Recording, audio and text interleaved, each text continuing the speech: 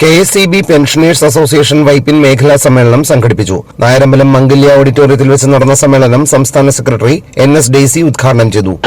അതിൽ കൃത്യമായിട്ടുള്ള തീരുമാനം വരാത്തതുകൊണ്ട് ഏറ്റവും അധികം നമ്മളിപ്പോൾ ഇടപെടൽ നടത്തുന്ന കാര്യം ഈ രണ്ടാമത്തെ കാര്യം ഈ അപ്രൂവലിനെ സംബന്ധിച്ചിടത്താണ്.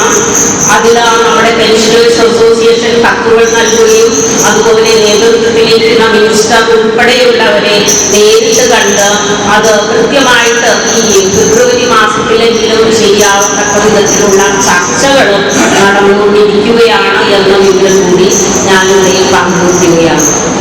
അപ്പോൾ ഇവിടെ ഇരിക്കുന്ന പലരും സമരങ്ങളിലും പ്രക്ഷോഭങ്ങളിലും ഇവിടെ നമ്മുടെ ഡിവിഷൻ തലത്തിലോ അല്ലെങ്കിൽ ജില്ലാ തലത്തിലോ അല്ലെങ്കിൽ തിരുവനന്തപുരത്ത് നമ്മുടെ ബോർഡിന്റെ മുന്നിലോ എല്ലാം വന്നവരായിരിക്കും. ഇനിയും നമ്മുടെ പെൻഷനേഴ്സ് അസോസിയേഷൻ അക്കാര്യത്തിലുള്ള ഇടപെടലുകൾ ശക്തമായിരിക്കും. ഏത് സ്ഥിതിയിലും നമ്മൾ അത്തരത്തിലുള്ള ആനുകൂല്യങ്ങളും അവകാശങ്ങളും നേടിയെടുക്കാനായിട്ട് നിരന്തര സമരത്തിൽ ഏർപ്പെടുക തന്നെ ചെയ്യും. അതിലെല്ലാവരും ഇവിടെ ഇരിക്കുന്ന എല്ലാവരുടെയും പിന്തുണ ഉണ്ടാകുമെന്നും ഞാൻ പ്രതീക്ഷിക്കുകയാണ്.